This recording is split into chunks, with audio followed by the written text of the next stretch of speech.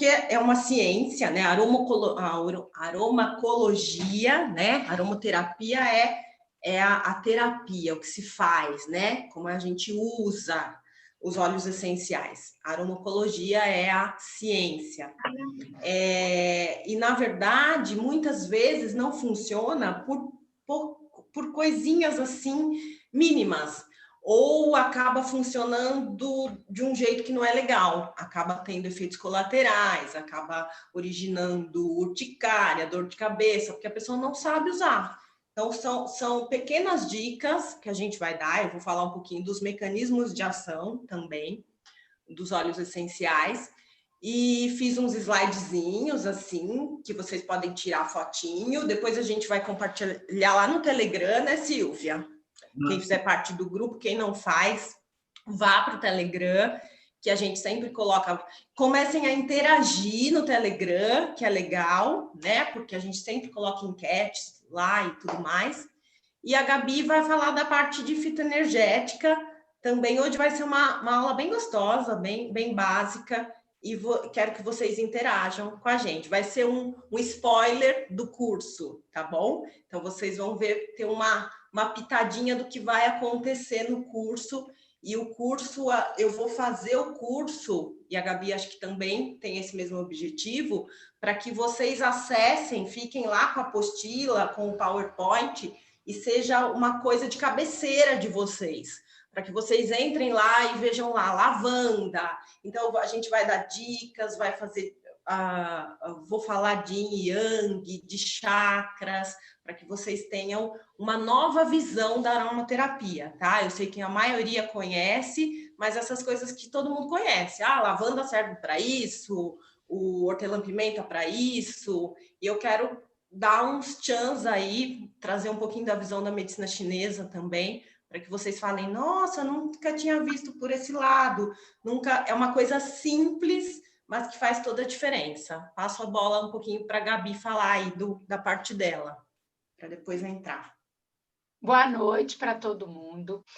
Hoje, né, eu vou complementar com Trícia que a aromaterapia é um mundo, né? É um universo, é aonde esses óleos essenciais, eles são fungicidas, bactericidas, antibióticos, anti-inflamatórios, e a fitoterapia é o que? É o princípio ativo das plantas, aonde vai trabalhar na nossa frequência, na nossa vibração, vai trabalhar no nosso campo energético, vai trabalhar aonde? No campo de possibilidades. Às vezes a gente fica muito preocupado em trabalhar a matéria.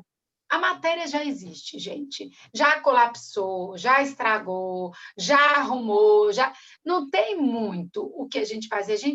Eu estava assistindo um curso, eu achei tão interessante que no curso o professor falava assim, olha, entre suplementos para a mente, ele falava, nós temos a passiflora, nós temos o mulungu e a gente tem a taurina.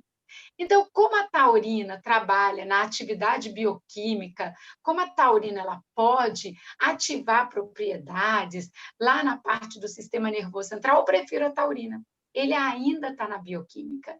E entender que a planta ela não tem só um princípio ativo. Às vezes você quer um passiflora, quer um maracujá com uma ação calmante, mas ele tem inúmeras outras substâncias que, em conjunto, interagem muito melhor e ampliam, tem sinergismo. Então, a gente utiliza melhor o fitoterápico e ele tem uma ação muito mais ampla em todo o sistema, porque nós somos um sistema. E eu e Trícia hoje vamos falar, claro, de uma forma bem simples da fitoterapia, das plantas mais usuais, principalmente para o sistema digestório, para que a gente possa já começar, né, antes do curso, a introduzir isso no dia a dia.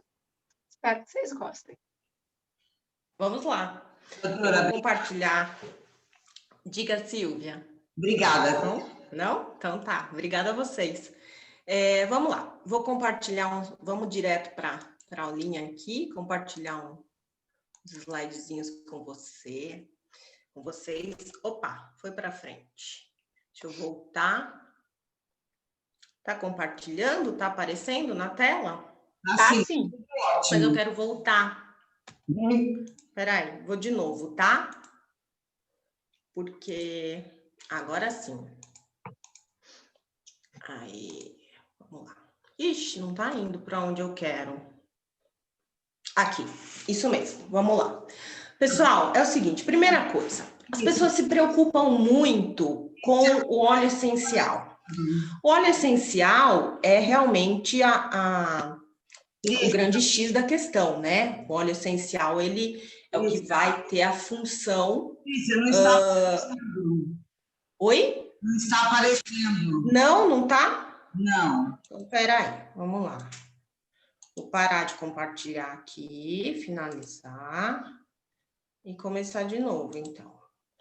Acho que você não estava me ouvindo. Não, não estava.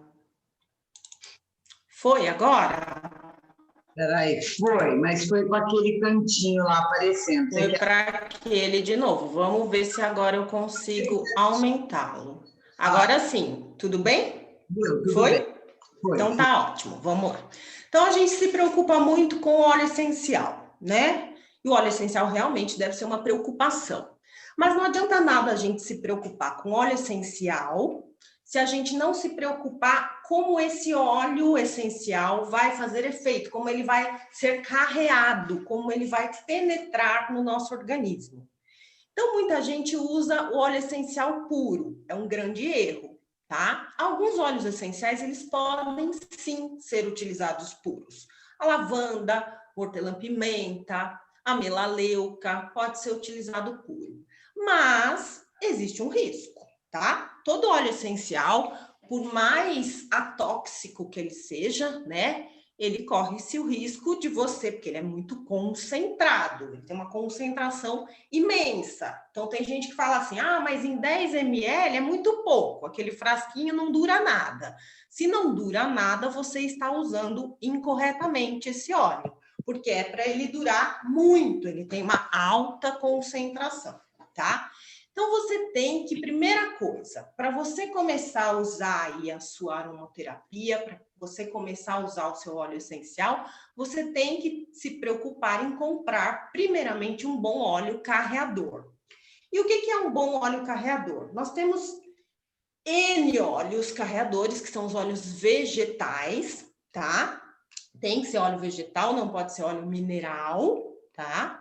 E ele pode ser desde um óleo de semente de uva, um óleo de amêndoa. No curso a gente vai falar de vários aí.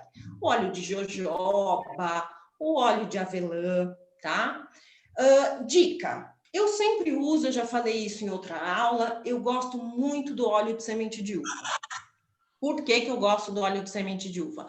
O óleo de semente de uva, ele tem uma viscosidade muito legal, ele é fininho, vamos dizer assim, né? A grosso modo.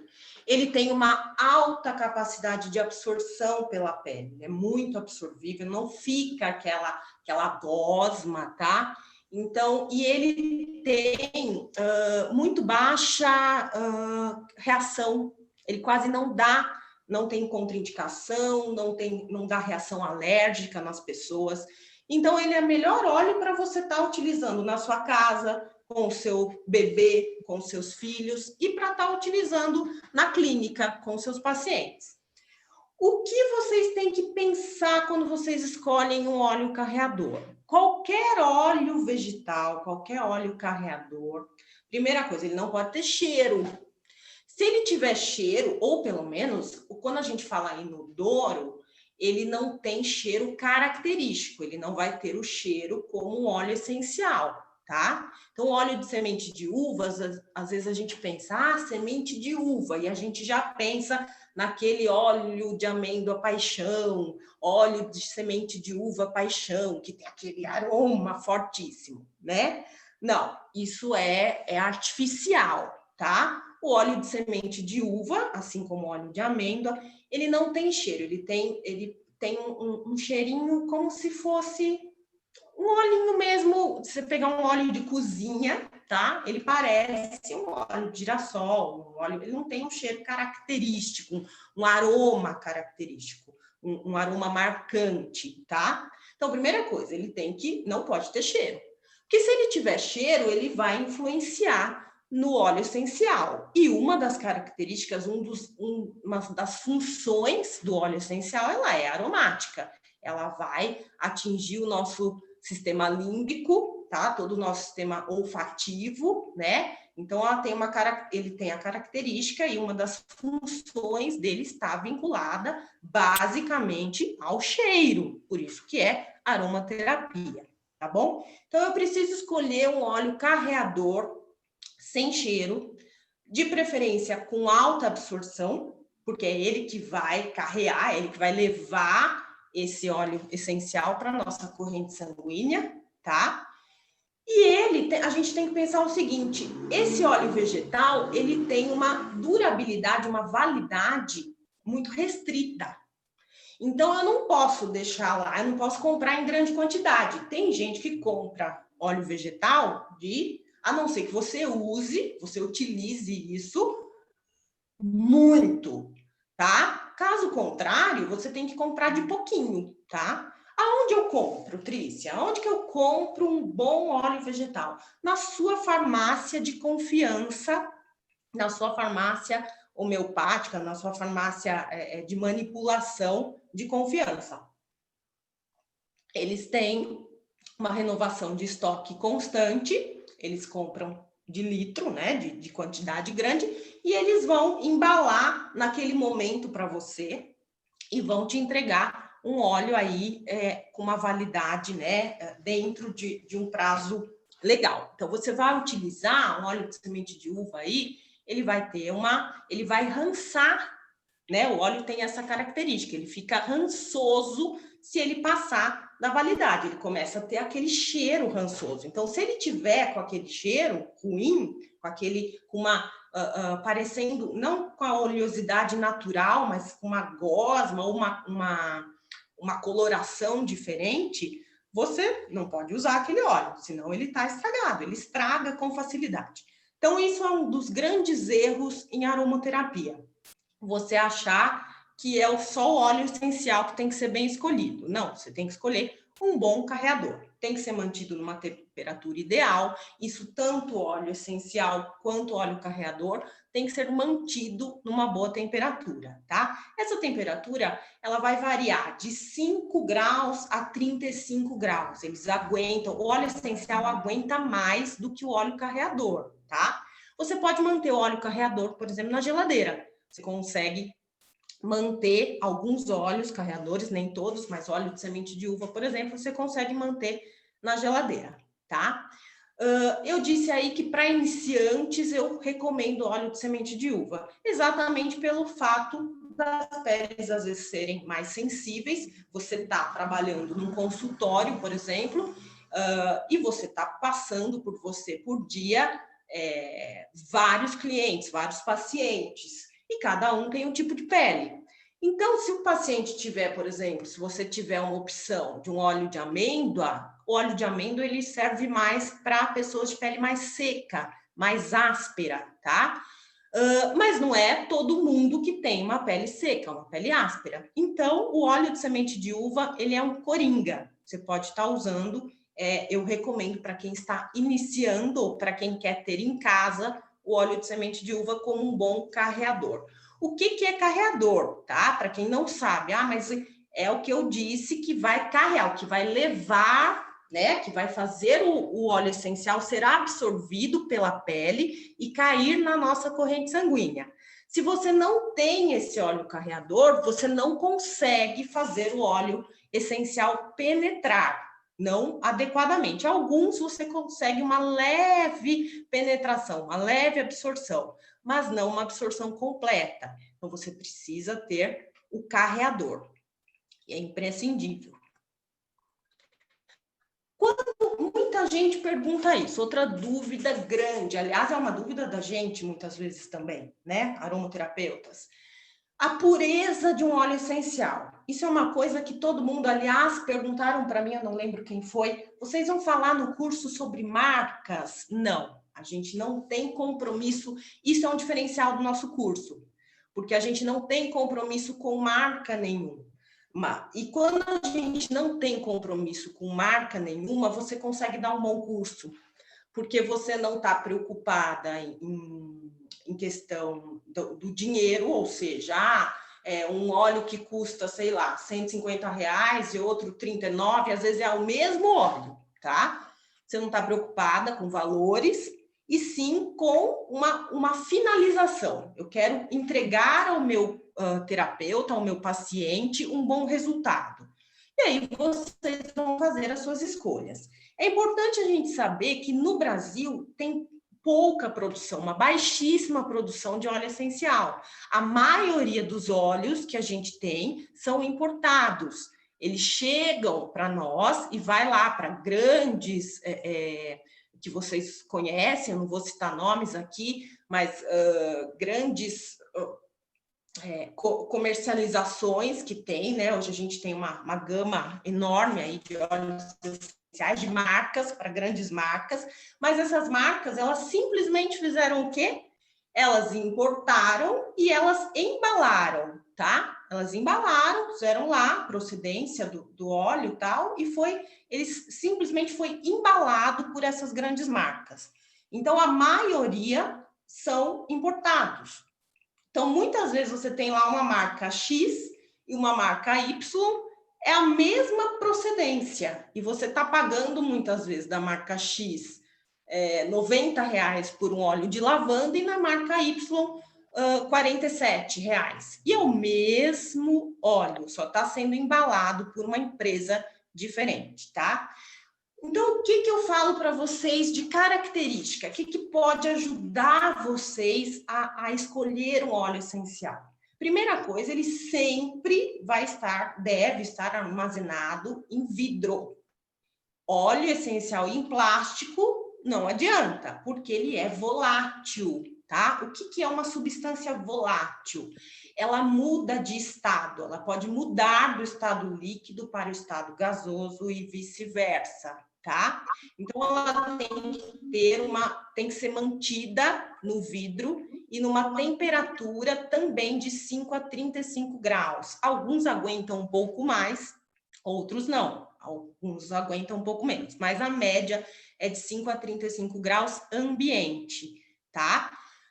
Se ele é uma substância volátil, então ele tem que estar conservado em vidro escuro, tá? Tá em vidro, mas tá em vidro claro, não é um bom, né? Ou pelo menos ele pode até ter uma procedência boa, mas ele não está conservado adequadamente. Coisa mais fácil para você identificar, mais fácil não, mas para quem conhece já a aromaterapia, é o aroma mesmo, é o que vai identificar. Por quê? Porque cada óleo essencial, ele vai ter uma densidade, ele vai ter uma viscosidade, ele vai ter uma coloração, tá? Que vocês vão ver tudo isso no curso também.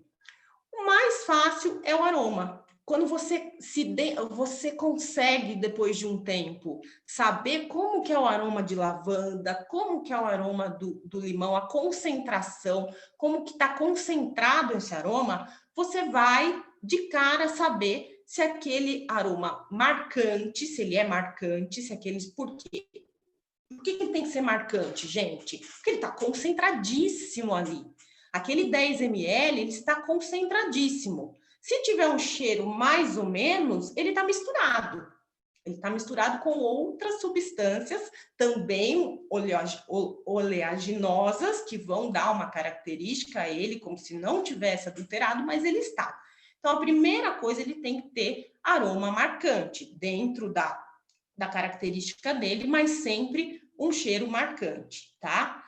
Lembrar o seguinte, isso é importantíssimo, um óleo essencial, ele é lipossolúvel, por isso que ele é carreado por outro óleo, tá? Por um óleo vegetal. O que é lipossolúvel? Ele é dissolvido em óleo, em outro óleo, e não hidrossolúvel. Hidrossolúvel é quando ele se dissolve em água, tá? Se você puser o óleo essencial na água, você vai ver que ele vai ficar como se você puser um azeite na água. Ele vai formar aquelas bolinhas em cima, ele vai ficar, não vai se misturar a água, tá? Ah, Trícia, mas então Como que eu faço quando eu vou tomar um banho e coloco? Você vai ter a função aromática do óleo essencial, que é importantíssima. Você vai ter uma ativação do seu sistema límbico. Funciona sim, mas você não vai ter a função física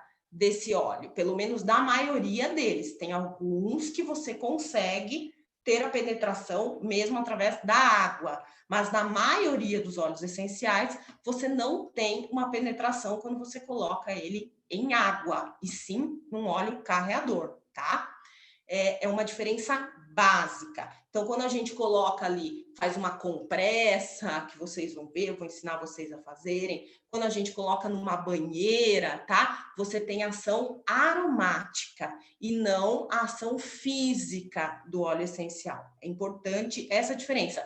Ah, mas eu queria para uma picada. Eu fiz uma compressa com água, não tem ação. Você tem que colocar alguns óleos, você consegue a melaleuca, por exemplo, direto, ou você tem que carrear com outro óleo. Se você colocou na água, você perdeu o efeito físico dele, tá bom? Antes de entrar no mecanismo de atuação, eu vou passar um pouquinho para a Gabi, para ela poder falar um pouquinho para a gente ir fazendo esse bate-bola aí, para não falar demais. Gabi, você, vou parar de... para a gente poder ir um pouquinho cada uma. Gabi, tá aí? Estou aqui, já mudei. Ah, então tá bom. Voltou minha internet, agora estou vendo todo mundo. Que legal! Eu não via ninguém, tava muito difícil, tá? Eu falei assim, gente, vou falar nada não, vou ficar só ouvindo. Então tá, agora é você, para a gente poder fazer deixar um pouquinho para cada um, porque tem muita coisa, já falei uma grande parte, aí a gente vai no tempo de cada uma. Vai lá. Gente, é que eu sou uma apaixonada e uma encantada pelos óleos essenciais. Então, assim, o máximo que vocês puderem pegar hoje na aula da Trícia, porque é muito legal, a gente vai ter uma aula, a fitoterapia é apaixonante, eu acho que elas se complementam, mas hoje eu acho que os óleos essenciais podem ajudar muito a todos nós. Nós temos a via oral, nós temos a via transdérmica. E, às vezes, quem é que está com essa via oral, com esse sistema digestório bom, apto a tomar uma vitamina A tomar até um chá de Cinaris Colymus? Às vezes, um óleo essencial transdérmico, ele não utiliza a nossa via digestória e ele tem uma ação muito mais rápida, muito mais eficiente, seja na modulação cerebral, seja no nosso equilíbrio, seja como um fungicida, um bactericida. Eu tenho mães, não sei se hoje tem aqui minhas pacientes, mas eu tenho mães que filmam a criança, principalmente porque eu atuo muito na área dos autistas, né? Eu trabalho muito com os autistas, e eles estão muito agitados. Eu crio os meus próprios blends, né, para cada paciente. Então, eu tenho o blend calmante, eu tenho o blend digestório para gases. Gases é diferente de má digestão, tá? Gases é diferente de cólica. Então, às vezes, o problema é no intestino grosso, às vezes, o problema é no intestino delgado, às vezes, o problema é no duodeno. Nós temos 3 grupos de bactérias que se agrupam em locais diferentes do intestino. E a gente hoje não é o papo disso, mas é interessante saber, porque às vezes vocês tomam pools de probióticos e esses lactobacilos não são necessários, porque vocês estão cheios de gases. Isso só vai prejudicar. Vocês estão com falta de lactobacilos, mas trazer um monte para um sistema que está cheio de bactérias proteolíticas é ruim. E nesse momento, os óleos essenciais e os chás fitoterápicos funcionam muito bem. Mas às vezes funciona muito bem um creme dermatológico fitoterápico e um óleo essencial junto com fitoterápico transdérmico. Mas vamos lá. Gabi, o que você tem hoje para introduzir, para agregar aí com tanta grandiosidade desse assunto dos óleos essenciais? A fitoterapia é uma terapia baseada na utilização de plantas. Plantas de todo quanto é tipo de espécie. Quando a farmácia magistral, quando falar para vocês, só na farmácia magistral, quando a farmácia de manipulação, ela pode isolar princípios ativos e potencializar, ao invés, o que é um fitoterápico e um fitofármaco? O fitofármaco, eu isolei uma substância do fitoterápico porque eu estou com câncer e eu preciso muito da curcumina, que é um grande anti-inflamatório. Então, isso é um fitofármaco. Qual a diferença de um fitoterápico? O fitoterápico é a cúrcuma, é o açafrão, a cúrcuma longa. E por que eu prefiro no câncer, né? Estou dando aqui a curcumina, um fitofármaco. Porque essa substância, esse princípio ativo da cúrcuma, ele é mais anti-inflamatório. Então, eu estou com um processo, eu estou com uma inflamação num grau muito elevado, mas eu, Tia Gabi, prefiro que vocês usem a cúrcuma com o fitofármaco, com curcumina. Porque eu sempre acho que a cúrcuma ela está entrando para todo o sistema. A fitoterapia não trata a doença. A fitoterapia, ela trata o sistema. E nós fomos trabalhados para trabalhar a doença. Quando vocês isolam substâncias e acreditam no resveratrol, na curcumina, vocês estão enriquecendo, às vezes, a farmácia. Porque estou entrando, eu estou isolando um princípio ativo, eu estou transformando isso no medicamento. Eu estou fazendo exatamente o que a farmácia, né, convencional faz. Ela isola substâncias e gera medicamento. O fitoterápico, quando ele entra, a planta como um todo, né, ela está entrando com várias substâncias. Tem os terpenos, né? Porque dentro da planta a gente tem os óleos essenciais, que são os terpenos. Nós temos os flavonoides, nós temos as antocianidinas ou antocianinas, nós temos os taninos, que são adstringentes, que essas substâncias amargas, que quando a gente toma, sabe, chega até a arrepiar, dá uma gastura quando toma, mas isso para uma diarreia é fantástico. Então, isolar substâncias é a gente tirar a grandiosidade da planta e a gente tirar ela de ação sistêmica e colocar ela com uma ação local. Não sou contra um resveratrol. Eu adoro um resveratrol. Mas uma uva é maravilhosa. E, às vezes, o fitoterápico que vocês querem prescrever, que eu vou ensinar no curso, vou ensinar várias dicas para vocês, meninos, a gente aprender mesmo, porque, às vezes, o nosso paciente não pode pagar. E a fitoterapia está ficando muito cara.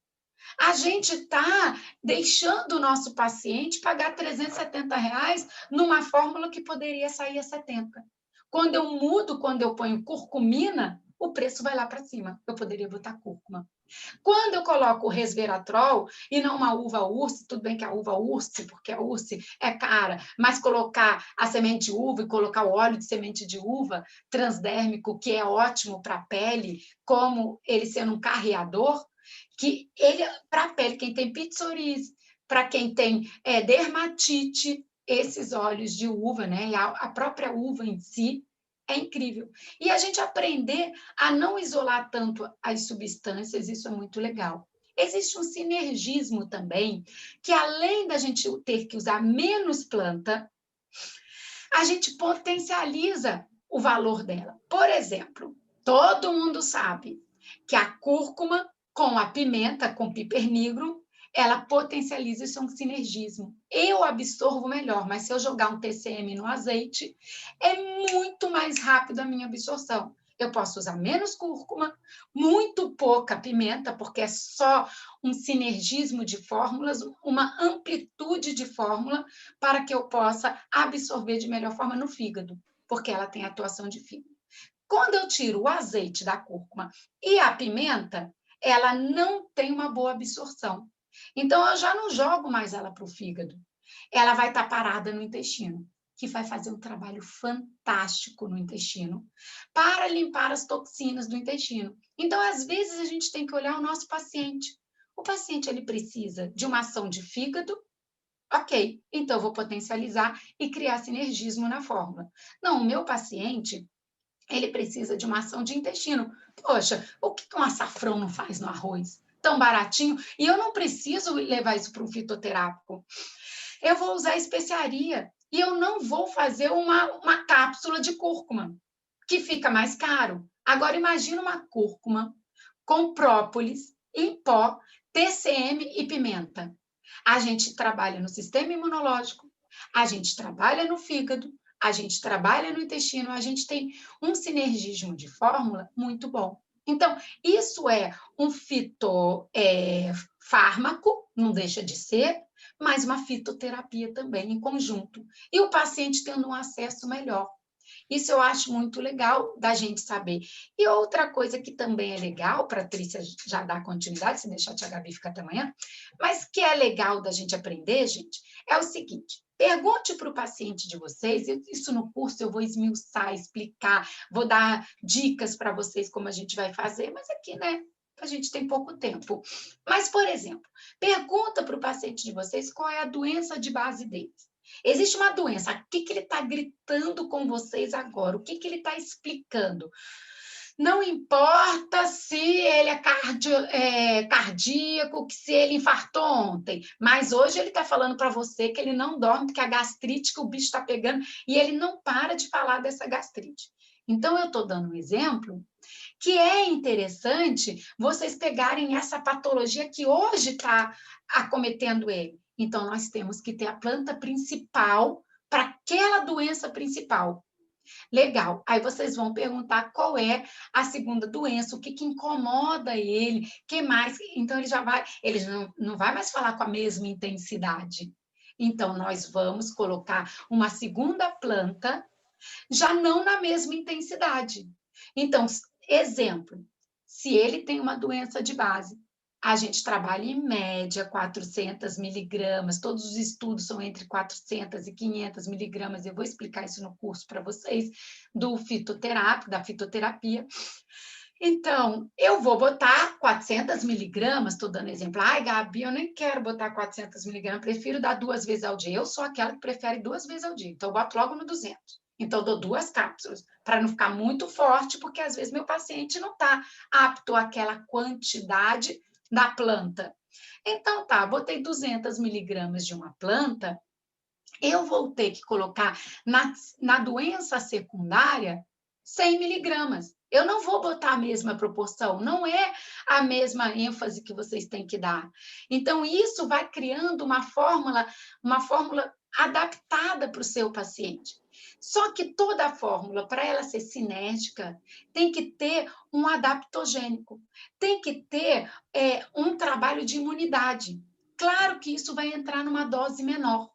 Por exemplo, em 50 miligramas, a Gabi deu 200 da doença de base, ela deu a planta secundária em 100 miligramas e o adaptogênico pode ser um gengibre, pode ser uma cúrcuma, pode ser um alcaçuz, são plantas adaptogênicas para trabalharem a imunidade adaptativa, porque é essa imunidade que vai se adaptar ao aqui e agora, que vai gerar memória, que vai criar sinergismo e vai fazer isso aqui vai funcionar. E vocês vão ter um resultado fantástico com 3 plantinhas, simples, baratinhas, mas que vão ser muito mais funcional do que você eu vou dar aqui o exemplo de novo de um resveratrol, de uma curcumina, de substâncias isoladas que hoje estão encarecendo muito as nossas fórmulas.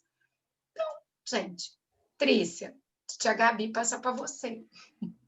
Gabi, eu vou aproveitar aqui, antes de continuar, a Cris perguntou o seguinte, né? Se os valores não estão no grau de pureza do óleo. Os valores dos óleos essenciais, sim, também estão, mas você tem muitas vezes um óleo puro, 100%, que custa aquilo que eu disse, 50 e outros 100, tá? Não é a pureza que faz a diferença de valor. O que mais faz diferença de valor é o modo como ele é extraído, é a extração, a dificuldade em extração. Por exemplo, o quanto você tem que ter da planta, né, da flor. Por exemplo, o jasmim, ele é muito difícil de ser extraído. A gente vai falar de modos de extração no curso, tá? É muito mais fácil o eucalipto, tá? O processo de extração do eucalipto é muito mais fácil, tá? é muito mais fácil. Então, é principalmente a extração. Ah, mas o óleo de eucalipto, então, ele não é tão bom quanto de jasmim. Nada a ver. É o tipo de extração. O óleo, o final, tá? O eucalipto serve para uma coisa, o jasmim serve para outra, e para aquilo que ele serve, ele é maravilhoso, tá? É o processo de extração que faz a grande diferença. A dificuldade de extrair, como tem vários processos de extração, é isso que faz. Lorelai, olha o nome diferente dela. Pergunta do óleo de turmérico, que é a cúrcuma, né? O óleo de cúrcuma. Eu acho, isso a Gabi pode responder melhor que eu. Quando você tem uma planta, cada parte, o óleo essencial, ele é uma coisa, ele é voltado para alguma coisa, nem sempre ele vai ter a mesma função, por exemplo, do açafrão, da cúrcuma em si, né? Então, é cada uma coisa. Eu nunca usei o óleo essencial de turmérico. O que você pensa disso? Da função, da questão? Óleo essencial, ele vai ser direcionado, ele não é, por exemplo, a mesma coisa que você macerar uma raiz, né? Você não tem, é uma outra história. Então, eu nunca usei com o mesmo fim, né? Nunca usei o óleo de turmérico, tá? Na verdade, é recente a questão da extração desse óleo, da comercialização desse óleo. Mas uma coisa é uma coisa, você usar as plantas para fitoterapia, tem algumas que são ótimas na questão da fitoterapia e não tem utilidade nenhuma, não tem nem óleo essencial, não são retirados óleo essencial. Então, eu não sei o que você pensa dessa pergunta aí que ela colocou, Gabi. Eu acho que assim, né? Ele tem os flavonoides, essas colorações amarelas, né? São ricas em flavonoides. A camomila, o alcaçuz, que mais? Centelha asiática. Então, eu acho que todos os flavonoides, ele tem uma ação anti-inflamatória, uma ação antioxidante. Eu acho interessante para problemas de pele, tipo psoríase, para problema, como a cúrcuma dentro do organismo, ela tem uma ação desintoxicadora, ativadora de P450, de eliminadora de toxinas, eu também acho que na pele o turmérico teria essa eliminação de toxinas e melhoraria essa da pele, essa troca da pele, regeneração da pele, talvez. Sim. Eu acho interessante, eu não uso esse também. Fim, sim, sim. Não uso porque mas não que uma coisa substituísse a outra, né? Sim, eu entendi a pergunta mais ou menos nesse sentido. Eu acredito que não, que uma coisa é voltada para... São funções diferentes. Você sabe que por a cúrcuma ser mais barata, eu faço muito emplastos. Então, eu uso a cúrcuma em pó. Eu nunca usei o óleo essencial para não ficar caro, porque aí eu vou na lavanda francesa. É isso que eu penso, na questão de custo também. Sim. Né? Porque você não tem aí um custo-benefício favorável. Então, é isso. Eu vou passar aqui, vou pegar um slidezinho e vou passar para uma parte mais prática, que eu sei que vocês estão doidos para a parte prática. Vou pular o mecanismo de ação. Depois eu deixo lá no Telegram para vocês, porque se eu for entrar em mecanismo de ação, eu vou... isso é importante, quero muito falar disso para vocês. O que vocês, muitas vezes, isso é um erro grave, até de aromaterapeutas mesmo. Às vezes a gente não dá nenhuma bola para o nome do óleo, né? Tá lá, óleo essencial de lavanda, óleo essencial de eucalipto, né? E a gente não dá a importância pro nome realmente, né? Para a nomenclatura oficial desse óleo. E faz toda a diferença. Então, quando a gente tem o óleo, ele vem lá muitas vezes escrito, né, hortelã-pimenta, e aí embaixo vem menta-piperita, que é a nomenclatura mundial, né, que é a taxonomia do óleo, tá? Por que a gente tem que saber? Porque existem vários tipos de hortelã. Existem vários tipos de eucalipto, existem vários e vários tipos de lavanda. E aí, por exemplo, o eucalipto, ele é tem o eucalipto globulus, tem o eucalipto radiata, tem o eucalipto citriodora, tá? O eucalipto em si, ele é um gênero, o eucalipto gênero, tá? Globulus, espécie, radiata, espécie, também vou explicar isso melhor no curso. Geralmente, as espécies dele diferencia muito no cheiro, tá? Na concentração, no cheiro, mas não se diferencia tanto em função. Então, o eucalipto é mais tranquilo, todos eles têm uma função poderosíssima antiviral, todos eles têm uma função poderosíssima no trato respiratório, tá? Uma função estimulante. Então, o eucalipto ele não tem tanto esse problema. Mas quando a gente chega na lavanda, se a gente não lê, né, o nome oficial ali embaixo, né, lavanda angustifolia, lavândula ou lavanda latifolia, lavanda dentata, tá? Se a gente não lê a espécie, essa segunda palavrinha aí que identifica a espécie, a gente pode fazer uma caca feia. O que é uma caca feia? Por exemplo, tá? A lavândula angustifolia, lavanda francesa, que a gente fala, que é a mais comum, que a gente encontra, que geralmente o que a gente compra é a lavanda francesa, ela é uma inibidora, uma sedativa do sistema nervoso central, que é o que a gente está acostumado a fazer com lavanda. Quando a gente fala em lavanda, a gente pensa o quê? Nós vamos relaxar, nós vamos deixar a pessoa mais zen, mais calma, retirar a ansiedade, melhorar, né? Tratar a ansiedade, tratar medo, tratar irritabilidade, né? Usar no bebê para ele dormir, a gente usa muito lavanda francesa nos bebês, né? Com sucesso absoluto. Aí eu pego, não sei o que eu, né? Até hoje não sabia, a maioria de vocês talvez, e aí eu pego uma lavanda brasileira, que é a lavanda dentata, tá?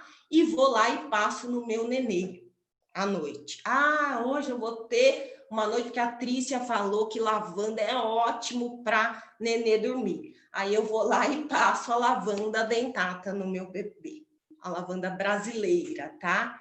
E o meu bebê não dorme, daí que ele não dorme mesmo, e eu vou xingar a mãe da Trícia, a avó da Trícia, todas as gerações da Trícia, porque o nenê não dormiu, ele ficou agitadíssimo, ele ficou feliz da vida, né?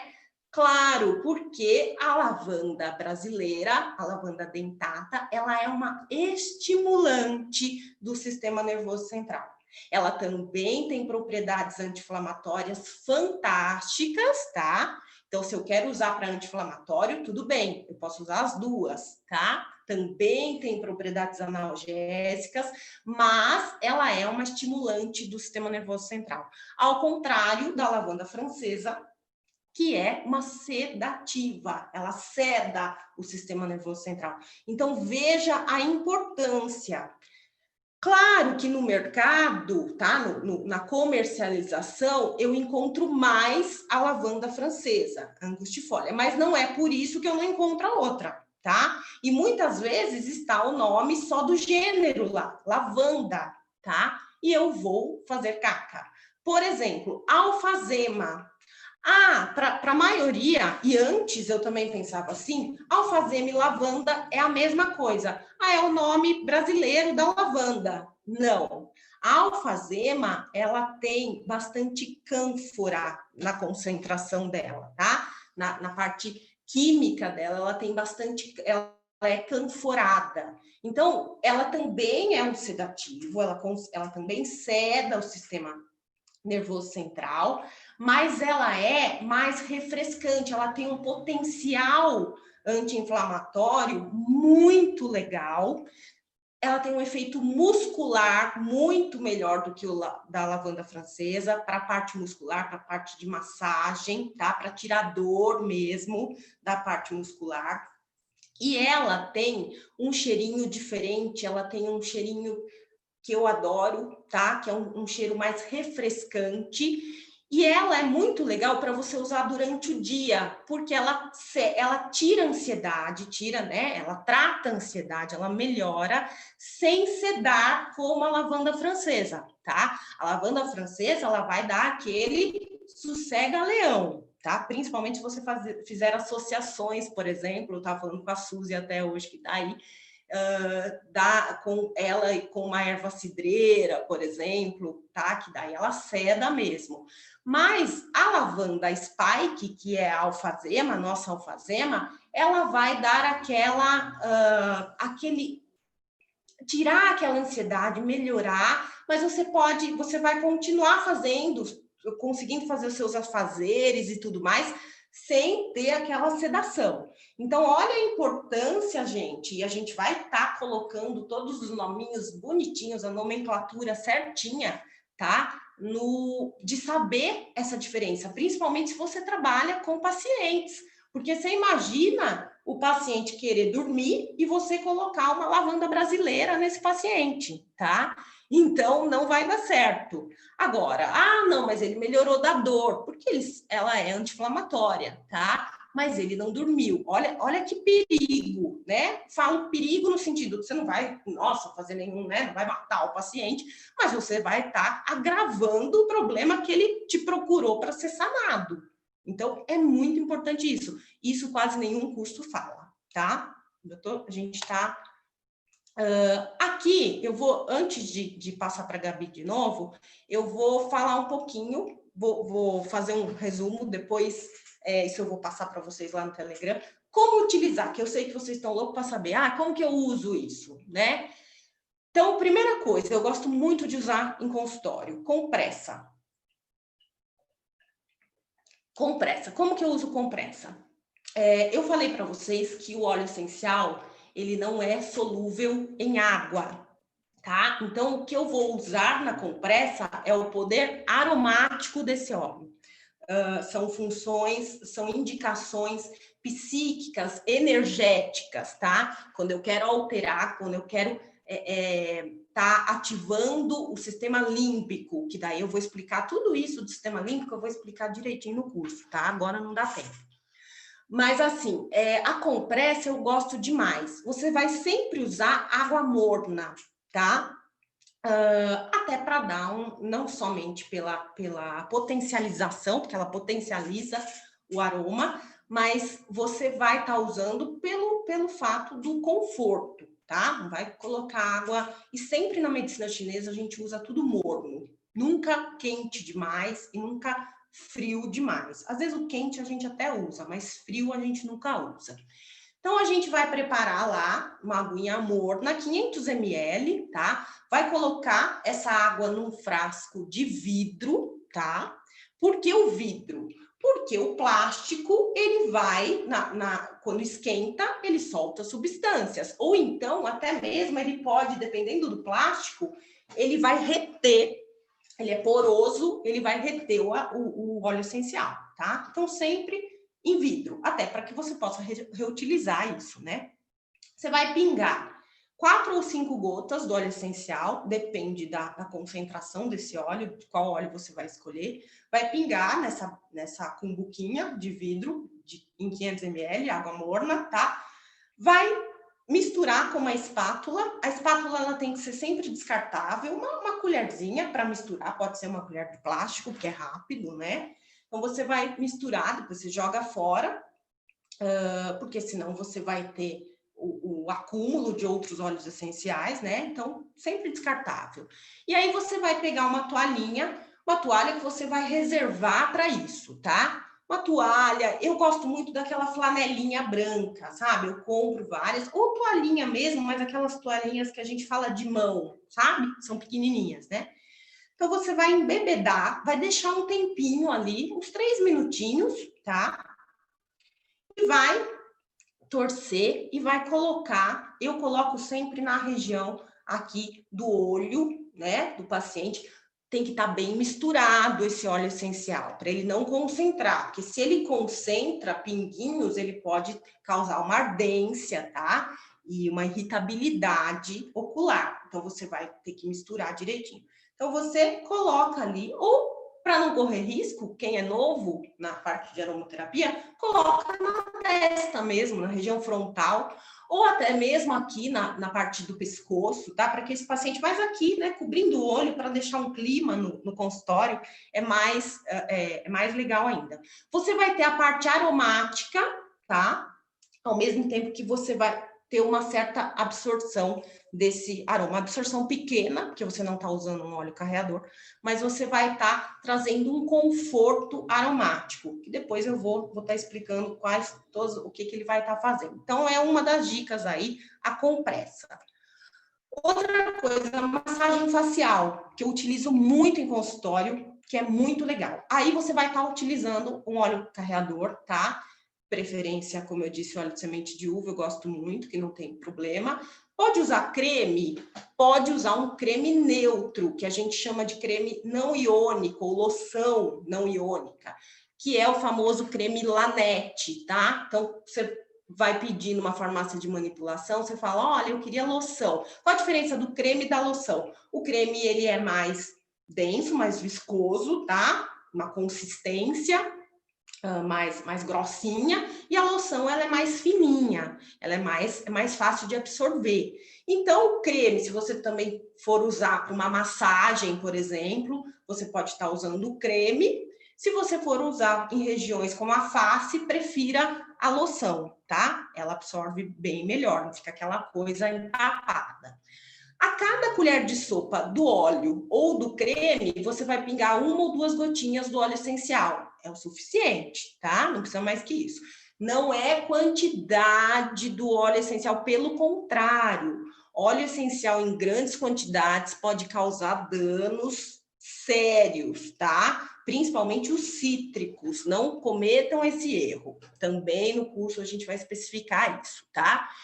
Sempre, gente, uma dica para vocês, sempre que eu vou estar utilizando óleos essenciais, sempre que eu estou usando aromas, eu consulto o meu paciente. Como que eu consulto o meu paciente?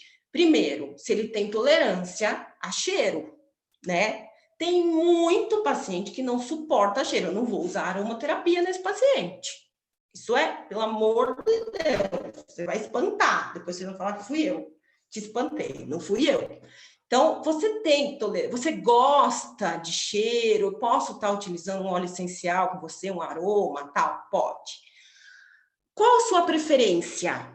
A preferência já está dizendo uma necessidade desse paciente. Eu prefiro cítricos, eu prefiro os adocicados, eu prefiro os amadeirados, tá? Você já está no caminho aí. Se você puder e souber usar o pêndulo, por exemplo, a radiestesia, melhor ainda, tá bom? Principalmente no começo, quem souber usar pode estar utilizando para saber se aquele óleo é o específico. Aí você faz a escolha, mistura lá e vai fazer uma massagem facial. Eu, por exemplo, que a minha especialidade é a acupuntura, eu vou lá, coloco as agulhinhas no paciente, escolho os pontos, deixo ele lá, e aí eu vou fazer, coloco uma luz, uma cromoterapia, né, no ambiente, uma luz azul, se for no caso calmante, né, uma luz azul, uma luz violeta, e vou lá estar fazendo uma massagem, movimentos circulares, né, para absorver. Aí eu vou ter a ação do aroma e vou ter a ação transdérmica. Eu vou estar passando esse óleo essencial para a corrente sanguínea. Então, eu aumento, potencializo a ação. Faço uma massadinha, né? Bem levinha. Terceiro olho, a gente vai estar falando sobre chakras. Eu vou dar uma aula de chakras. Eu vou abrir o curso com uma aula de chakras para vocês, para que vocês entendam os campos energéticos, para que depois vocês consigam usar esses óleos nos campos energéticos do paciente, que é muito legal. E vou estar falando, deixa eu mostrar aqui, ó. Assim, ó, vocês vão ter slides como esses, de mais de 20 óleos essenciais, tá? Então, o que eu vou estar colocando lá? Característica energética pela MTC, pela visão da medicina chinesa, da lavanda francesa, da lavanda angustifólia. Leve predominância, eu vou estar dizendo se ela é mais yin, se ela é mais yang, faz toda a diferença na patologia do paciente. O que ela faz? Ela é um sedativo do elemento fogo, ela é um revigorante do elemento água, que são os rins, elemento fogo, coração. Os chakras que são beneficiados com a lavanda francesa. Ela é um equilibrante de todos os chakras, ela é um coringa, tá? Mas ela beneficia um pouco mais o cardíaco, o terceiro olho, o chakra do terceiro olho e o chakra sacral, que é o dos rins, tá? Vocês vão entender tudo isso. As indicações físicas, então tá lá, ela é analgésica, ela é antisséptica, ela é anti-inflamatória, descongestionante, sedativa. Para que ela serve? Ela serve para TPM, para menopausa, para dor de ouvido, para hipertensão. Vou estar esmiuçando isso para vocês. As indicações psíquicas, mas ela é sedativa do sistema nervoso central, ela trata ansiedade, irritabilidade, estresse agudo, crônico, é reconfortante para emoções fortes, frustrações, trata medo, sintomas de síndrome do pânico, porque ela é uma revigorante do elemento água.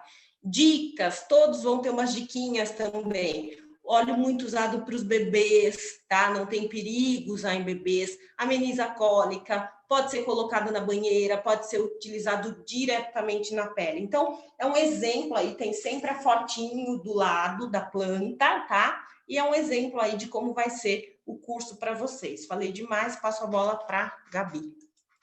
Queria ficar aqui 3 horas falando, mas não dá. Mas a Silvia deu mais 10 minutos para a gente, tenho certeza. Né, Silvia? Pode falar, pode falar. Eu tô aqui adorando. Silvia, daqui a pouco ela olha para mim, ela faz assim, ó. Não pode falar tanto. Ó, o tempo passa muito rápido, gente. Ela quer falar, gente, deixa ela falar. Pelo amor de Deus. O curso é dia 21, Cristiane. Dia 21 o curso agora. Qual é o horário? 27, né, Silvia? 21 e 7. Aqui você entra no site, tá bom? Tô passando o link. Isso. Gabi, finaliza aí pra gente. Eu já acabei minha parte. Depois eu respondo as perguntas.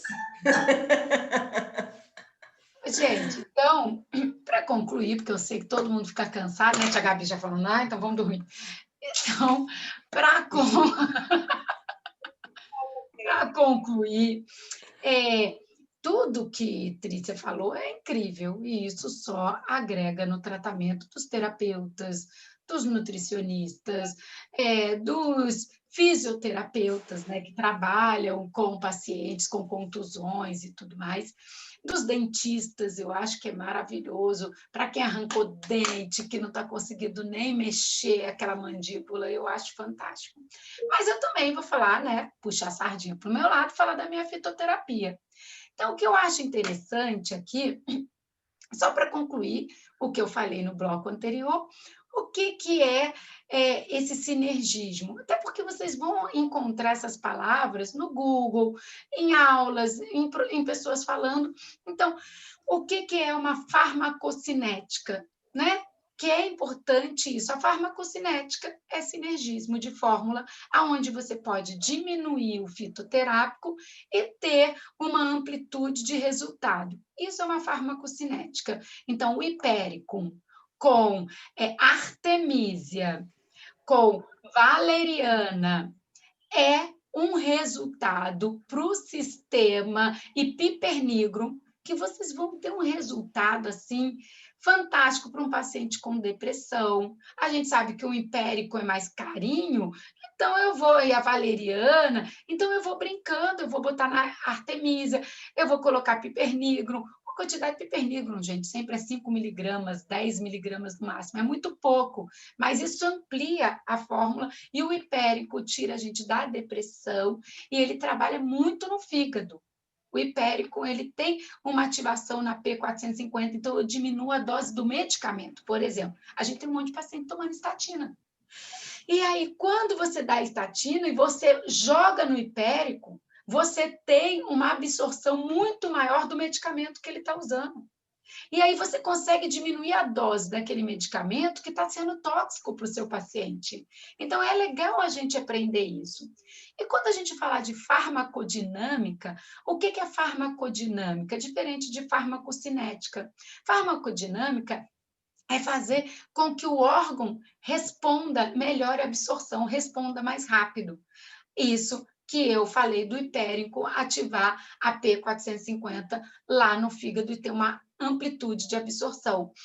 Então, na farmacodinâmica, eu posso ativar, por exemplo, a gente sabe que o molibdênio ativa enzimas que vão, os alcaloides, né? Então, quer dizer, os alcaloides não, os aldeídos ácidos. Então, eu tomei muita cervejinha, é muito interessante molibdênio. Mas qual é uma outra erva que é interessante, hepatoprotetora, que vai fazer um detox aí no fígado da gente? Claro que assim, sempre o nome científico, gente, eu gosto de falar o nome popular, alcachofra. Mas é muito bom a gente saber o nome científico, porque a Cinaris colimus, que é a alcachofra, vocês vão encontrar, às vezes, literatura, se vocês quiserem ir no Google acadêmico, se vocês quiserem estar viajando, estar fora do Brasil, o nome científico da planta não vai aparecer como alcachofra. Então, sempre que vocês puderem, leiam. Não precisa decorar, mas leiam para aquilo de alguma forma vai guardar na cabeça da gente. Se a gente estiver fora do Brasil, a gente pode encontrar e procurar essa plantinha numa farmácia comum. Então, a Cinara escolhimus, que é a alcachofra, o que ela tem de bacana? Quando vocês pegaram um paciente com ureia alta, gente, ureia boa é de 9 pontos a 15 pontos. Tá, claro que com 16 pontos, não, vou dar alcachofra, pelo amor de Deus. Mas uma ureia de 30, 40, como eu venho pegando 50, é uma ureia alta. É o paciente de você jogar na alcachofra. Pode ser em chá, pode ser em tintura, e eu vou ensinar isso no curso. A hora de dar uma tintura, a hora de fazer uma infusão, a hora, por que faz decocção, a hora de fazer uma compressa.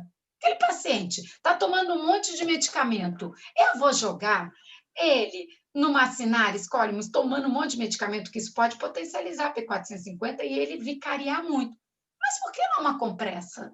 Né? Por que a gente não pode estar ali aprendendo a fazer cataplasmas? Então, é interessante a gente ver como é um paciente idoso que toma 18 remédios, como eu pego, 13 remédios. Será que eu vou jogar ele numa Cinaris colimus? E sabe outra coisa legal que a Cinara faz?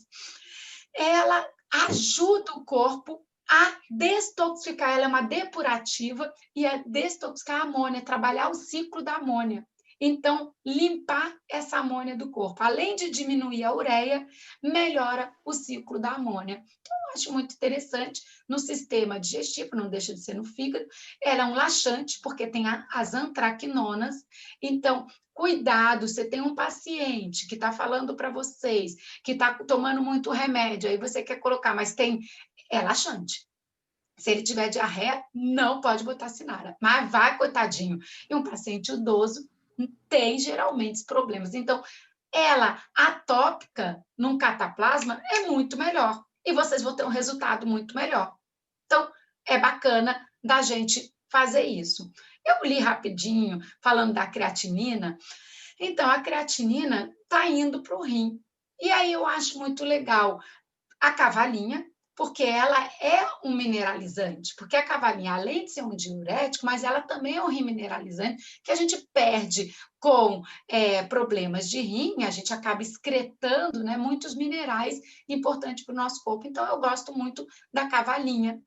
Claro que eu adoro a cana do brejo, porque aí ele já trabalha na parte inflamatória, e água de salsinha, gente. Salsinha é vida, porque trabalha a mucosa daquele rim, trabalha o epitélio do rim, e é fantástico para eliminar, porque tem muita vitamina A, as toxinas. O que mais que a gente pode estar usando no sistema digestório? Que eu escolhi algumas, só 5, tá, gente? Mas que eu achei interessantes para estar falando para vocês. Gordura no fígado, a Cinara e a Silibum marianus, cardos santo, cardos marianos, para esteatose. E outra coisa que eu vou falar para vocês, isso vai estar no curso. Mas, gente, quando vocês pegarem paciente e falar, eu estou com esteatose, grau 1, é leve. Leve. Palhaçada essa. Não, a minha é leve. Gente, o permitido de gordura no fígado é até 5%. Só. Quando passa de 5%, eu tenho gordura nos hepatócitos.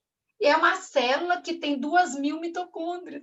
E tem que fazer 500 funções. Aí tem um borrão em cima desse hepatócito. Quando está no grau 1 leve, que o médico fala, tá tudo bem, filho, não vai morrer, não. Vocês têm acima de 30% de gordura no fígado. É muita coisa. 30% é muita coisa.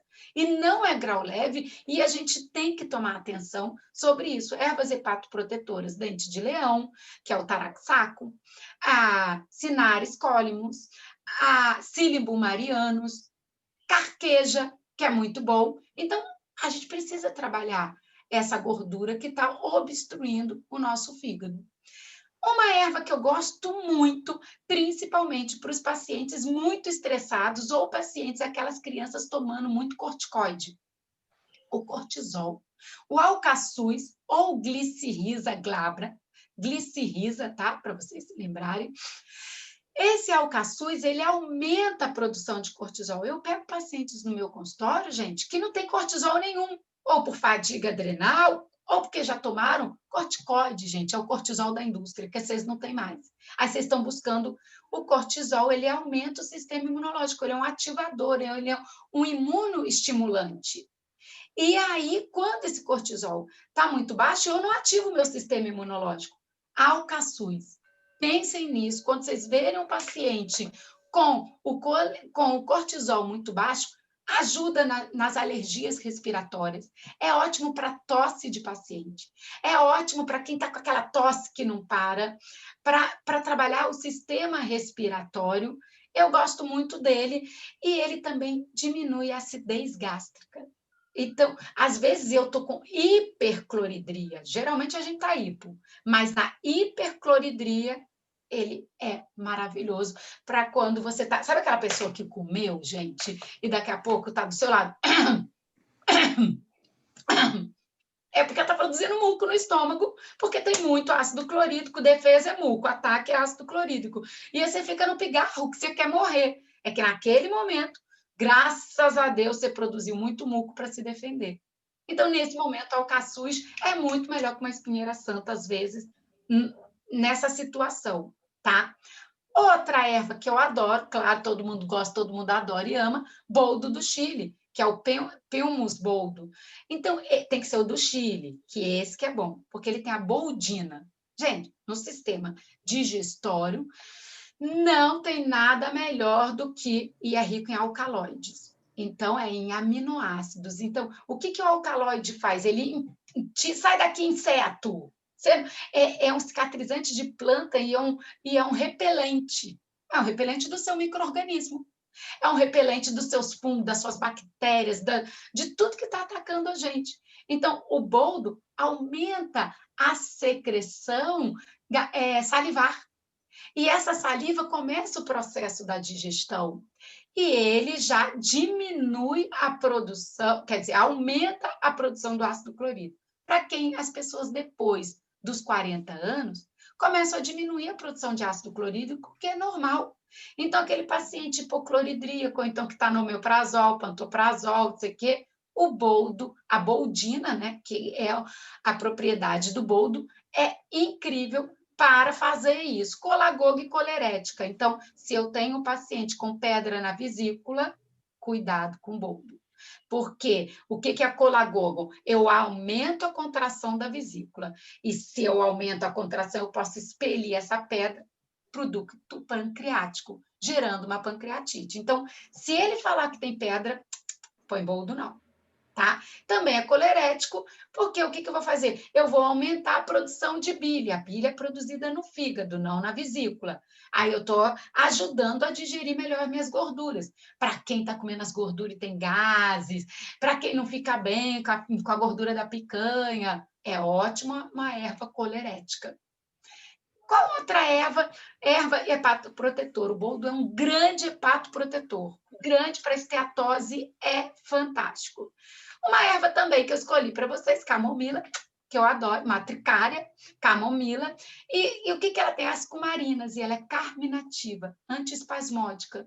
Então, toda erva carminativa para quem tiver com muitos gases, para quem não tiver com um bom processo de digestão, até eructação. E é um tônico, a camomila é um tônico do sistema digestório. Ela é boa para tudo, né, gente? Camomila, tudo é bom. E no final, minha paixão da minha vida, que eu adoro a espinheira santa. Eu tomo sempre. Eu acho que assim, a espinheira santa, além de ser trabalha muito bem no nosso sistema digestório, ela trabalha muito bem na parte de gases. Então, ela é um antisséptico e ela trabalha a modulação do muco. Não quero muito muco para não ficar. E eu não quero pouco muco, para não criar uma gastrite.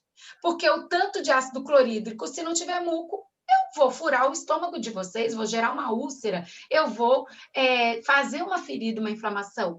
A espinheira santa, ela modula o muco.